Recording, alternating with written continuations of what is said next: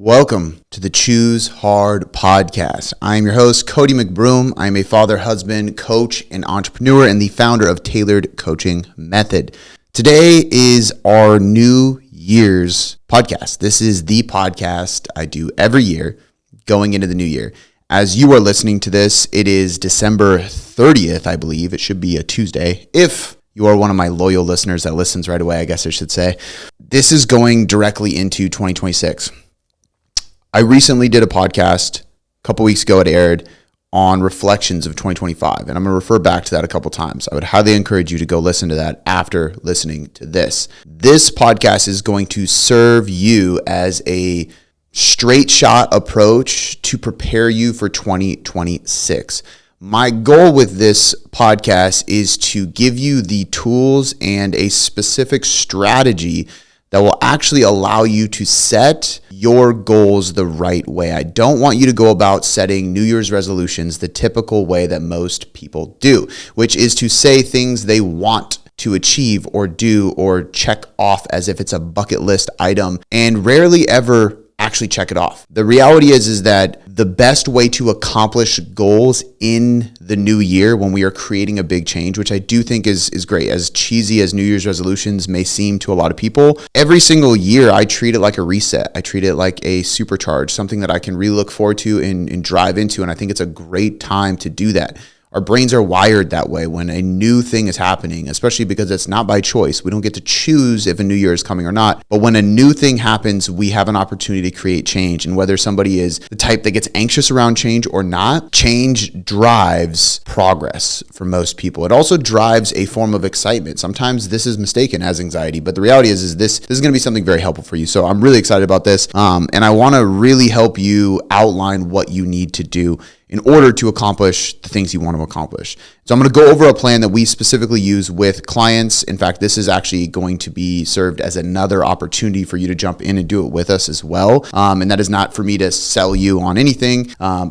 In a way it is. Like, you should hire a coach. I think that's one of the most beneficial things and investments you can do. But I have something free for you that I think will be very, very valuable. So everything I'm going to cover today is inside of a workbook. It is like a literal guide and manual that we give our clients in order to accomplish their New Year's goals. We host a New Year's call. We do a couple of these going into the new year. We're going to set goals. We're going to do this individually with our clients, so on and so forth. But there's a workbook. There is literally a thing that helps you build the best version of you going into 2026. And I want to give it to you for free. So if you're listening to this right now on Apple Podcasts, I believe I can do this on here now. You should be able to just click the link right off the screen. So if you just unlock your phone as you're listening to this, there should be a screen popping up right now that actually allows you to click it if you are on Apple. If you are on Spotify or YouTube, you might see a card pop up as well. But no matter what, you can just click the link in the description, okay? So if you go to the link in the description, and I believe it's going to be something along the lines of tailored-coaching.com/build-2026, you can download this for free. You can use the guide, and it's literally going to take everything I'm talking about today, and it's going to put it into writing for you in a worksheet format. So you can literally just follow along and journal this out and write this out and create your prompts, your practices, your strategies, your methods, everything you need to do in organizing your goals to set you on the right track. So please do me a huge favor. Click the link in the description. Download that guide. It will help you tremendously. And again, this is free. This is not me selling you into coaching. The manual is free. Just click it. You can download it immediately. You can use it. If you have questions on it or need help, of course, reach out to us. Cody@tailoredcoachingmethod.com is my email. You can also go to tailoredcoachingmethod.com and just click the big yellow button. It'll help you get right to a strategy call application, and you can sign up coaching, which starts with a free call to make sure it's a good fit. So there's no commitment up front. Regardless, we want to help you. So even if you don't do that, you can get this for free in the description of this podcast. The greatest things in life all start with a challenge. You must accept that everything is hard before it gets easy. Everything you want in life begins with a hard path. We're going to go through this. This is, what do I got here? 6 steps. In this podcast, I'm going to go over the 6 steps with you. And I'm going to try to do so, again, more of like a straight shot approach. I'm going to try to avoid going on long rants and tangents so I can keep this to about 45 minutes or less and really just give you the most value-packed podcast on setting your goals and determining what you need to do. Okay, so step 1 is going to be reflecting on 2025. Step 2 is going to be determining your priorities. Step 3 is building building your vision. Step 4 is choosing your theme or the word of your year. Step 5 is building your standards. And step 6 is creating your boundaries. And once you do all these things, you will have a literal outline that you can put into a timeline that will allow you to move forward towards your goals, okay? And accomplishing as much as possible in 2026. Now, I'm going to go over these one by one. I'm going to break down some of the science, some of the reasoning behind each one so that you can have a clear picture, because I do think that if you don't understand why you're doing what you're doing, it's most likely not going to stick. Like, you're not going to actually do it. But we're going to go one at a time. And again, I'm going to try to keep them brief to the point so you can just get value, but I do want to give you some context on each of them. So step 1 is reflecting on 2025. And I'm not going to spend much time on this because I just did a whole podcast on this.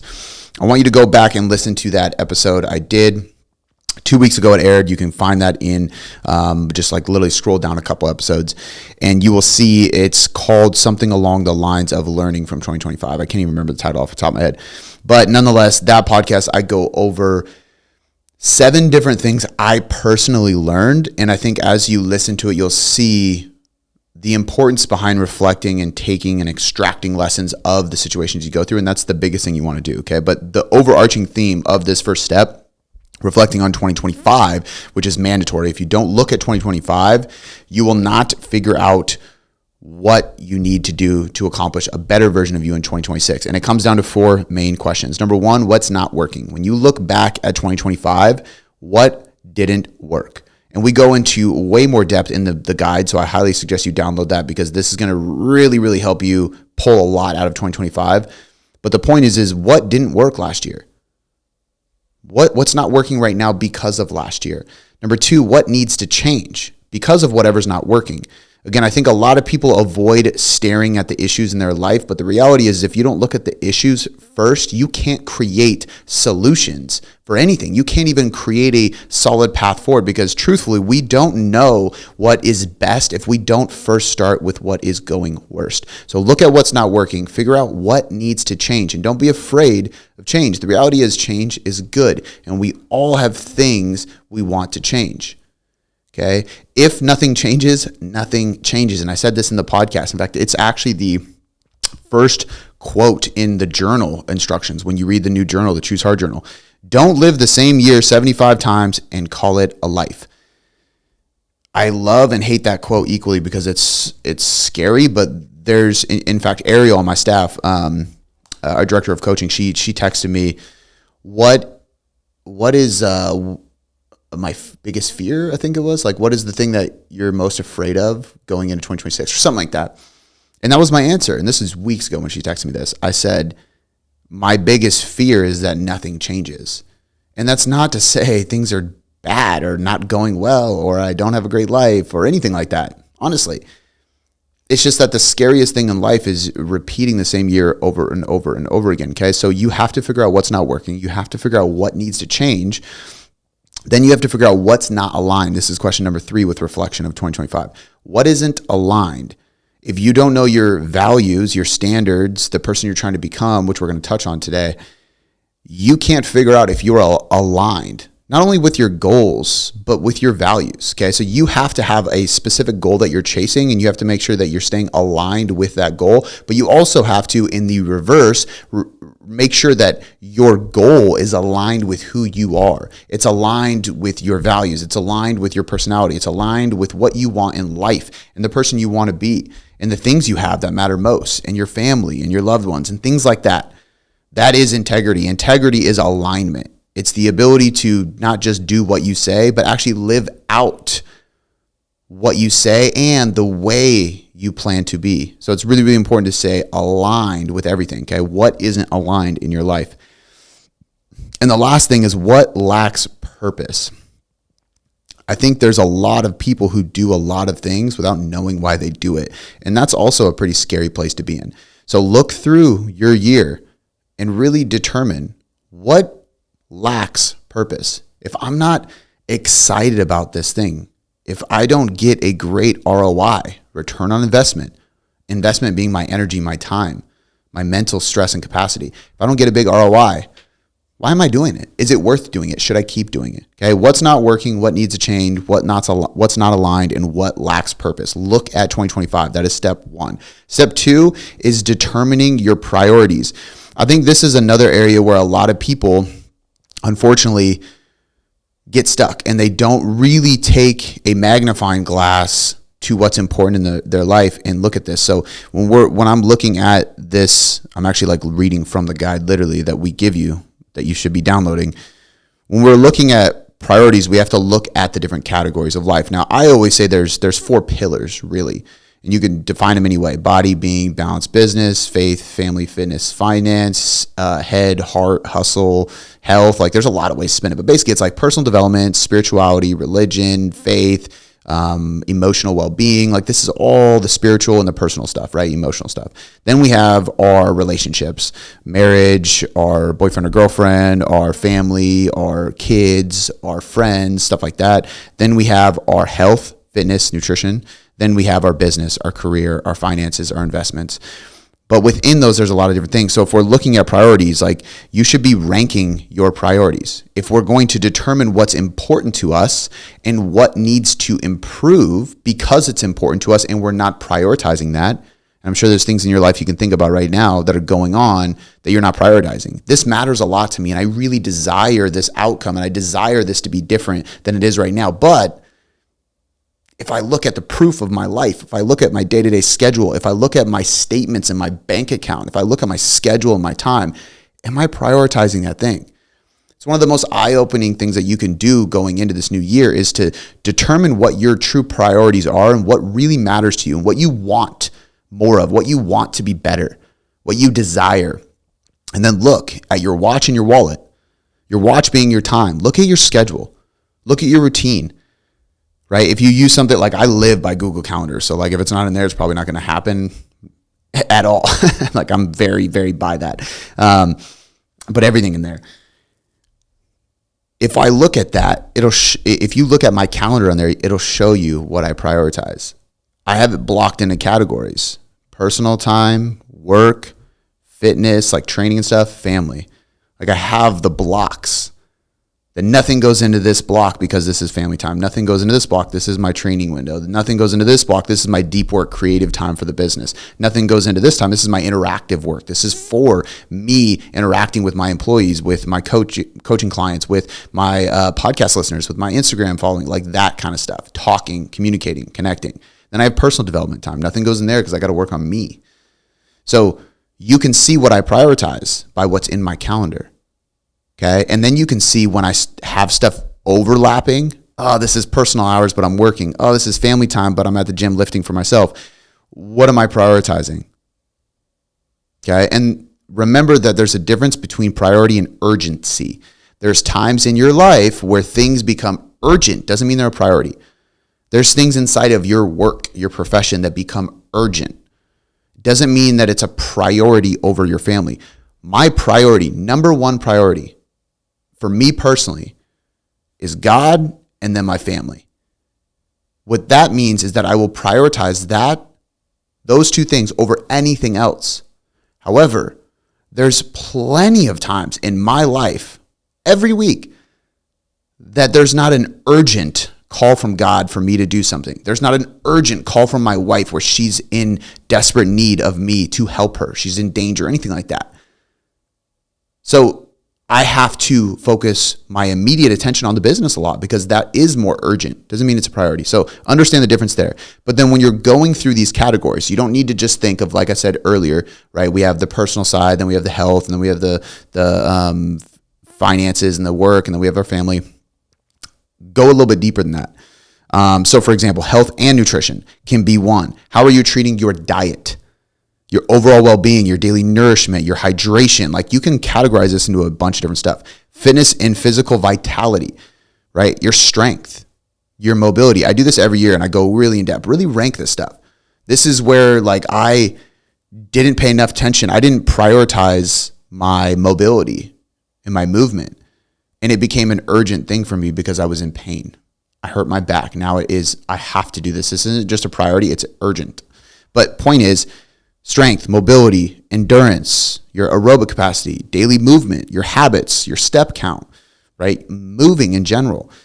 Even think of recovery, sleeping, blood pressure, health markers, emotional resilience, your ability to stay grounded, regulate your emotions, bounce back from challenges. That is resilience. Stress. Are you creating an environment that is stress-free, or are you creating an environment that is chaos? Relationships and family. The quality of your connections, how often you communicate with those people, the type of relationships you have, the amount of relationships you have, how many friends, how many people do you connect with, how often do you go do stuff? Romantic partnership. How is the health in your relationship with your romantic partner?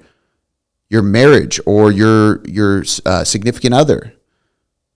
How is your love, your intimacy, your communication, your connection, your vision together in life, your mission together, your parenting if you're a parent, your trust? All these things go into that category. Your career and your professional growth.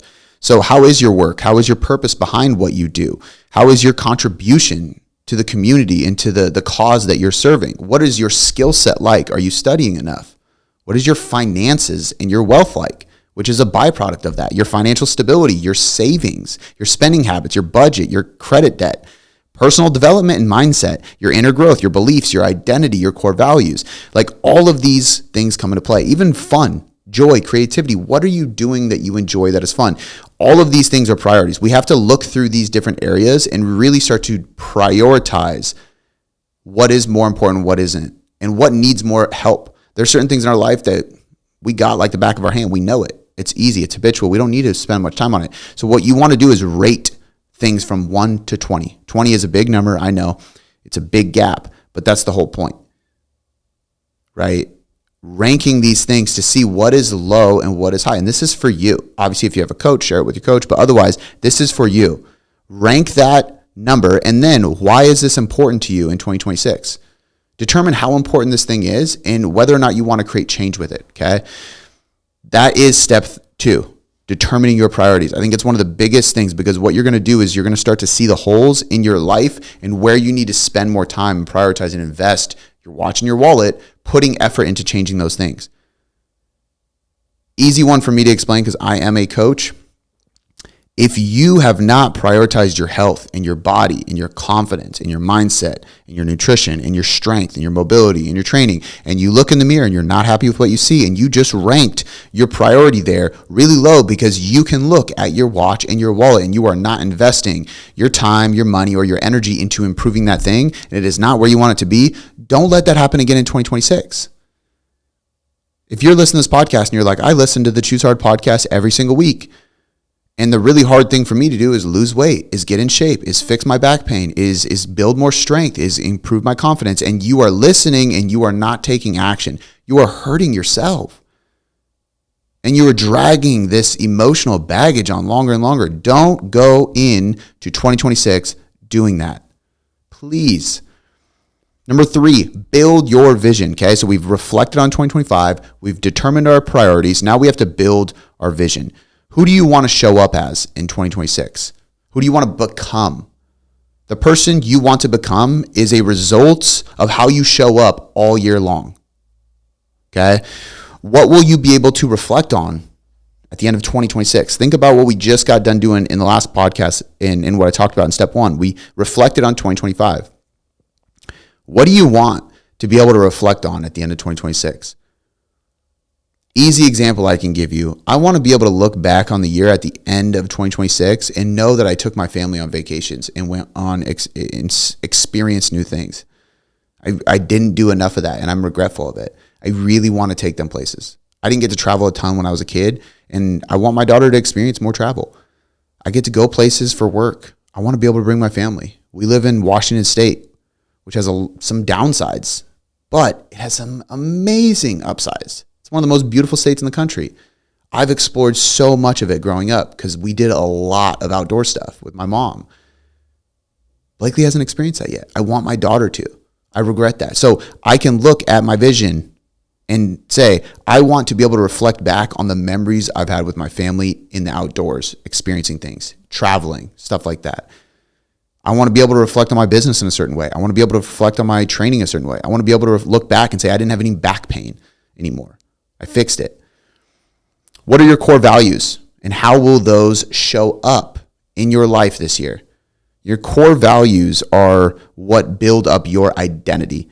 Your personal identity is a result of the core values you set and you actually live by, right? Discipline is a core value of mine. I show up as a disciplined individual. I have to role play. What are scenarios where I have shown up as a disciplined individual? What are scenarios where I haven't, so that I can improve that? What are examples of things that could come up in the future where I could display more self-discipline? That is how I determine how to live out that core value. And then I have to act on it in the year of 2026. So step 3, again, is it's building your vision. It's the most important thing. And really what this is, it is determining who you want to show up as in 2026. And it's determining your identity by building out your values. It's really a picture of who you are and who you will become, who you're going to show up as. How do people see you, right? And don't worry about people you don't know. That's the most important thing. Focus on the people you do know. Focus on the people in your inner circle. Focus on your family. Focus on yourself. The best way to know that you will have a greater amount of self-respect, you can look in the mirror and respect the individual you are, is if you act accordingly and in a way with your values that makes the people closest to you respect you. If your family and your closest friends, your clients, whatever it is, have a great level of respect for you, it's a very, very high likelihood that you will have a lot of self-respect, because those people who are closest to you think a lot like you. They're going to respect the same kind of things that you respect in an individual. Okay. So number 3, build your vision. Number 4, choose your word of the year. This is really, really important. I want you to set your theme. Okay. This one can sound kind of funny, but I think this is a really fun exercise. And I have a couple examples that I want to share with this one, because it's a really cool thing to do. And a lot of times people don't do this, but if you had to fill in the blank, my word for 2026 is blank. I think that it would allow you a new lens and a vision and a guiding word to get through the year. It can be a quality, a behavior. It can be a theme. It can be anything that you can practice or line up as like a filter. Like I said, you can screen yourself against to know that you are aligned and abiding by that. I'm going to give you some examples. So first, to touch on the research and why I think this is good. I think it's good because your core values align with one word, right? You can think of one word that kind of aligns everything, and it aligns the trajectory of what you want to do this year. And I think that's why it's so cool. It's one word that can encapsulate everything we're talking about. So if you're going through this step-by-step process, you go through the guide and you are like building out your year. If you can have just one word, maybe even 2, you can make it 2 words if you want to.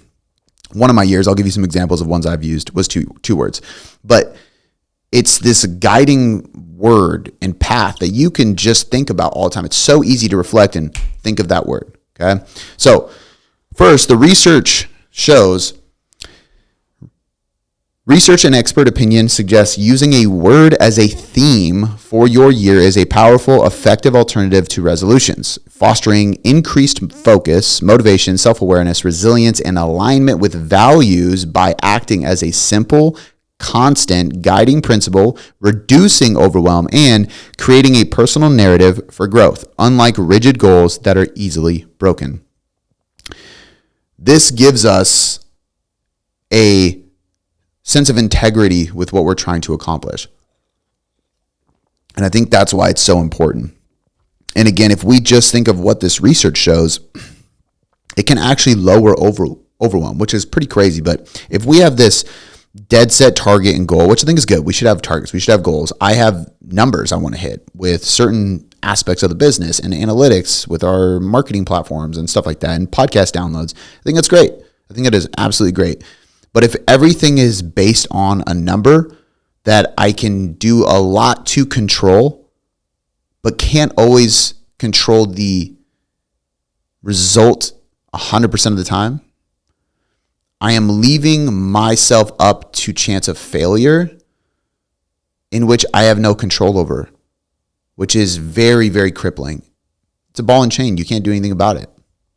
Versus If I focus on my output, it sounds cheesy, but the process over the outcome, I can actually move forward no matter what. I can accomplish my goals no matter what, and I can have a vision of what I want to achieve, a ballpark number I want to achieve that would be really great. And if I do all this stuff, I should get there. But God forbid something uncontrollable changes or interacts with that, I'm still accomplishing what I set out to accomplish. And my character is defined by what I do, not what I have or achieve. Okay, I'm going to say that again. My character is determined by what I do and how I show up, not by what I achieve or the outcome I accomplish or what I have, for that matter. What I do is the process. How I show up is in the process. What I get at the end is usually a result of that. And if you do this part right, you will get a great result at the end. But the best part is if it's not the result you thought it would be, or it's not exactly perfect like you calculated it to be, it won't matter. You'll still be fulfilled because of how you went about the process. And the word of the year is really what kind of encapsulates that. Because I can have something that is simple and specific, attaches me to my core values.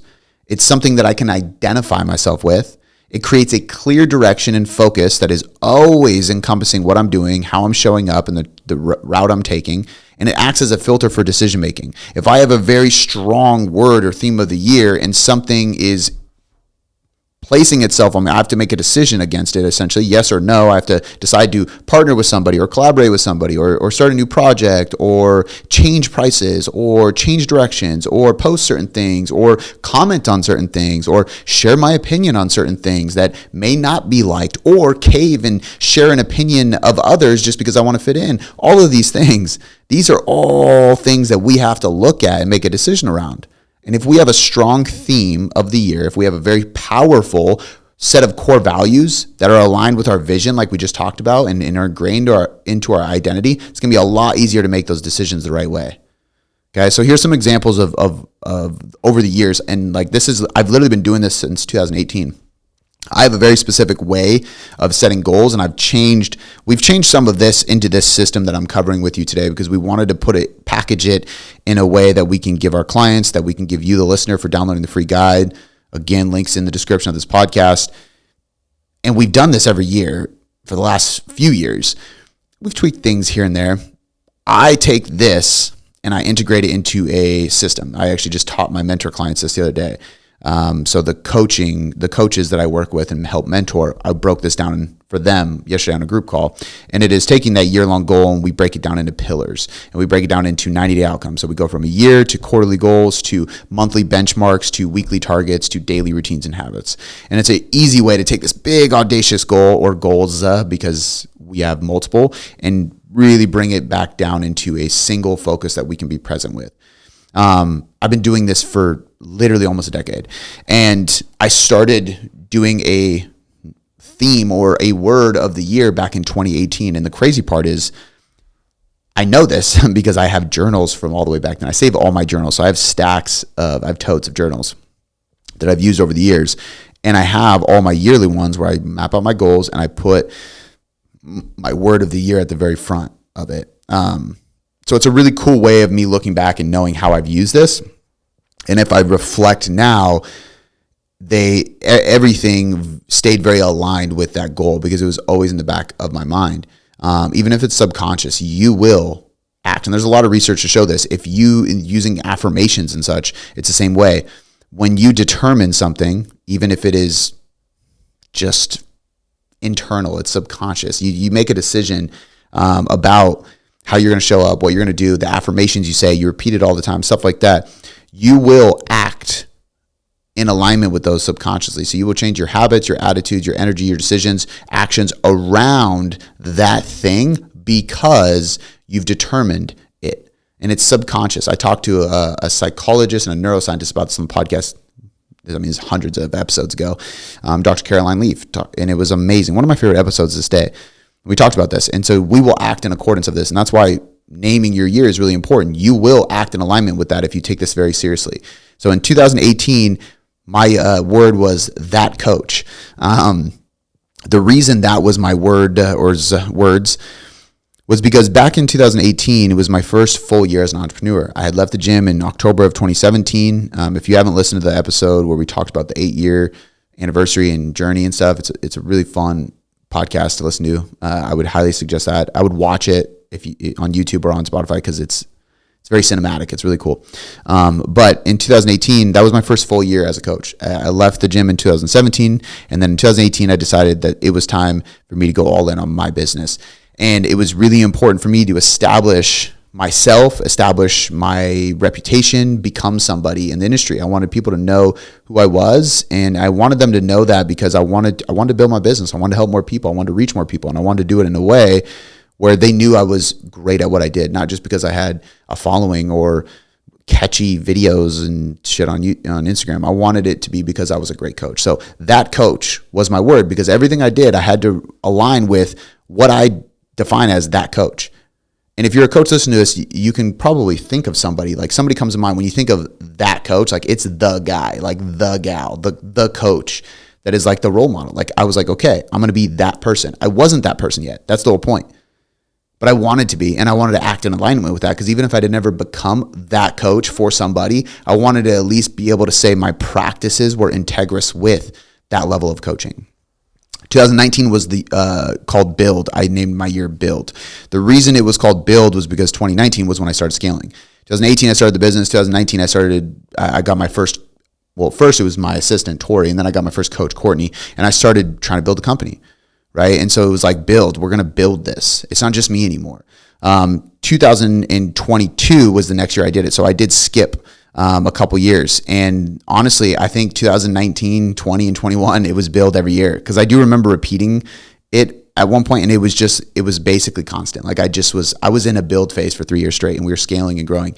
In 2022, I remember deciding to choose a new word, and I was on my way home from Arizona.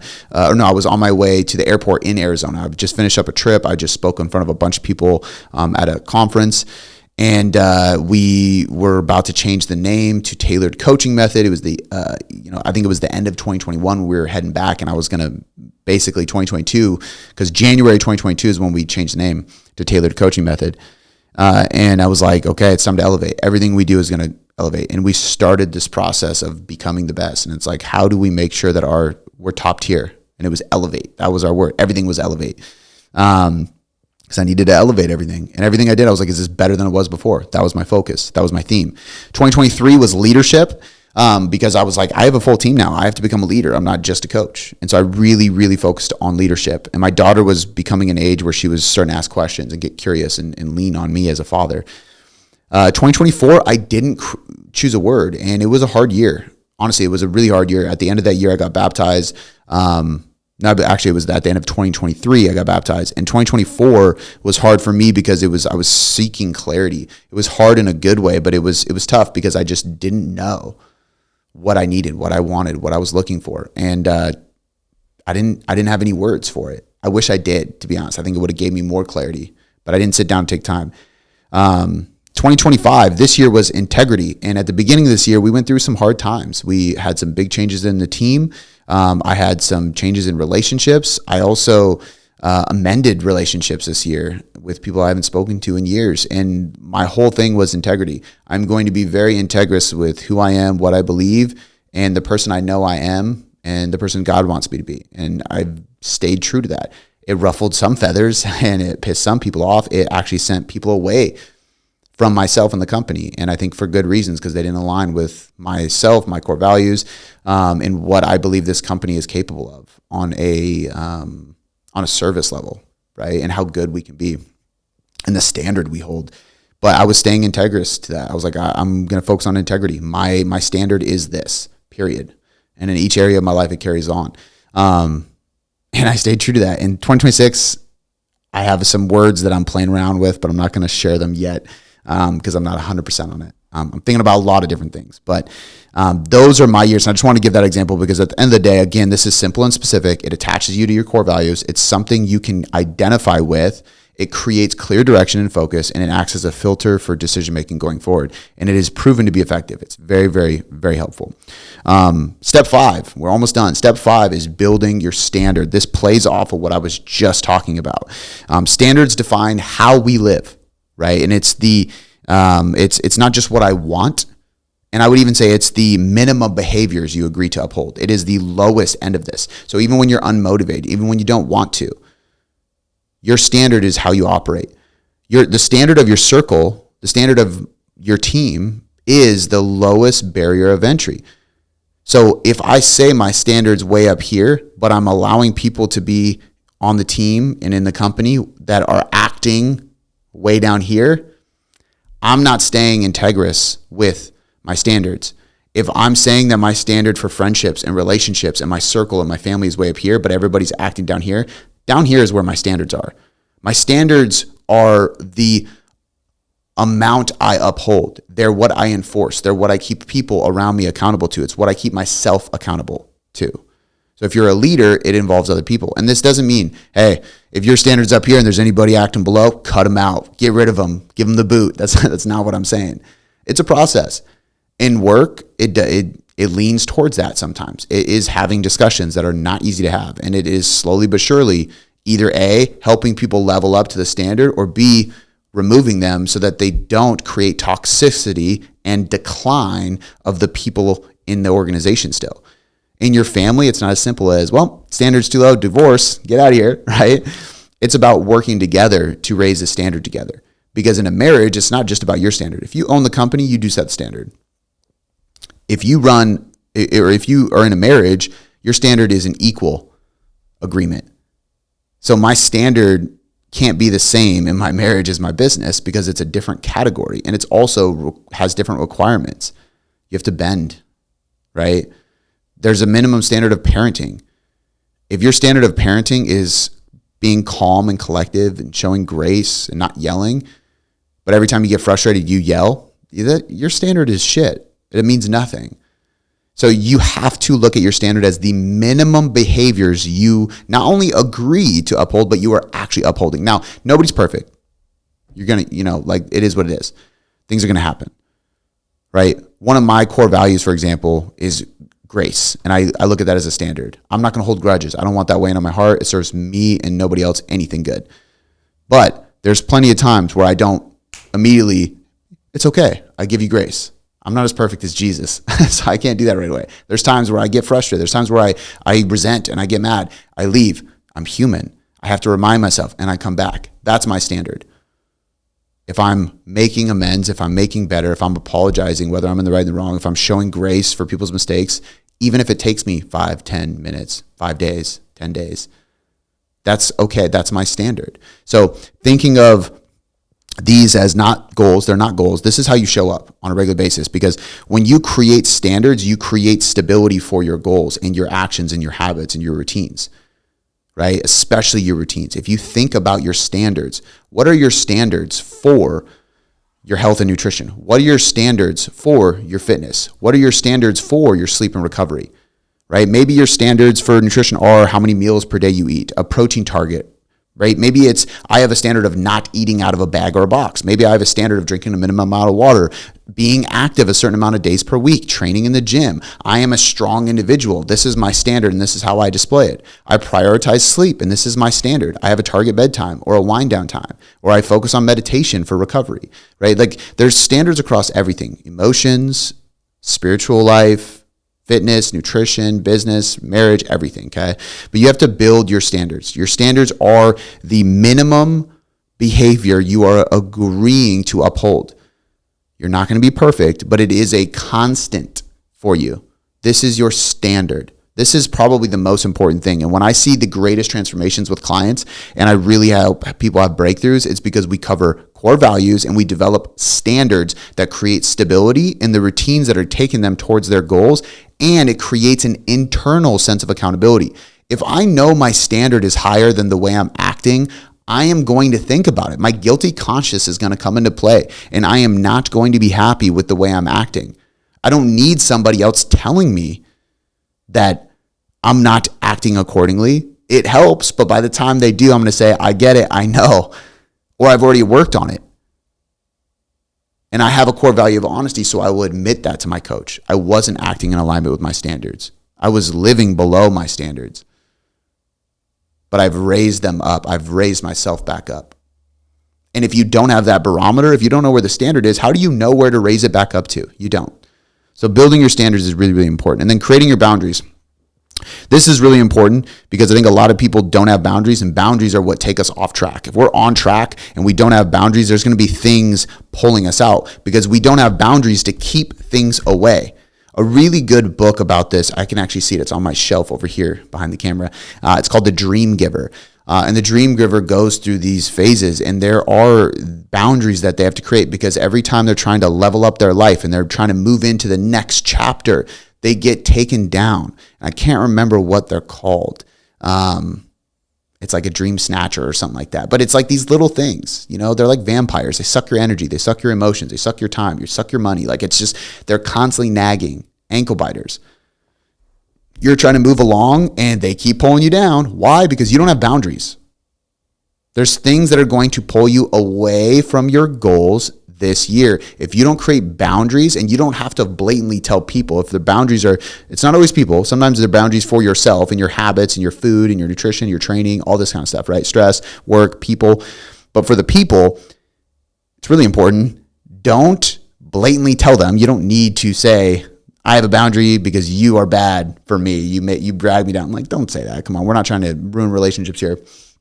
But if you have to create a boundary, you have to create a boundary. Sometimes that can be a scheduling thing. Like my boundary here is that I only answer the phone to this person at these times. My boundary here is that I schedule time a few weeks in advance so I can plan ahead and I can get it ready, right? My boundary is that I don't ask for favors from these people, whatever it is. These are relative situations that I've helped people work through. So step one with this is identifying the leak. What is currently pulling me out of alignment most often? Just look at your schedule, look at your routine, look at the things that kind of drag you away from your goals. What is pulling you out most often? That is a leak. Identify that leak. Step two, name the cost. When this happens, what does it cost me? Energy, time, sleep, nutrition, mindset, relationship, my goals, whatever it may be. You have to name the cost because you have to know what is a leak, identify it, and then you have to determine what is this taking from me? Because if you don't know what it's taking from you, you don't know what your potential could be. You don't know what's left on the table that you're avoiding or you're not grabbing because said thing is taking it from you. Step three, choose the boundary type that will make the alignment easier. Time boundary, environment, communication, digital, work, emotional boundary. There's all kinds of boundaries. You have to determine what kind of boundary needs to be put in place in order to remove this. Okay. And then step four is going to be set the boundary in one sentence. I will blank so that blank. Okay. I will avoid blank so that I can start blank. Or I will start blank so that I can avoid blank. I will not go to this place so that I can avoid this person is the easiest way to explain it. I will not answer the phone after this time so that I can avoid a stressful night. I will not answer the call from this person at this time so that I can avoid that person leaning on me for this, which enables them and drags me with them, and then I have emotional baggage. Crazy, but write it out. You have to create a rule for yourself. And then the final one here with the boundaries is step five, decide the consequence if you break this boundary, right? If you have a consequence that you know of, it's a lot easier. And you can do this by this simple statement. If I break this boundary, my reset is blank. Okay. You already know the consequence. You've already given in. You failed to uphold that boundary. What are you going to do about it? How are you going to reset? Don't guilt yourself. Don't shame yourself. Don't just wallow in it. Decide in that moment. Oh, boundary wasn't upheld. Here's what I'm going to do. Reset. Again, download the guide. But step one, reflect on 2025. Go listen to the last podcast. Ask yourself those questions. Step 2, determine your priorities. This is really, really important. Step 3, build your vision. This is what you're creating in the year. Step 4, choose your word of the year. Step 5, build your standard. This upholds everything and keeps you internally accountable. And step 6, create your boundaries. 6 steps, all written in the guide. Download the guide. There is a link in the description. It is free and it will set you up for success this year. And that's all I want more than anything. Thank you so much for being a listener of the Choose Hard podcast in 2025. This is my favorite thing in the world to do. I love podcasting, and you make it possible for me to do this literally as part of my career. So thank you so much for being here. I hope that you have the best year ever in 2026. If there's any way I can help you level up, please let me know. I am here for it. And one of the best ways I can do that is giving you this guide. So go download it, learn what we are teaching, write out your goals, set it up in these 6 steps, and then make some changes in 2026.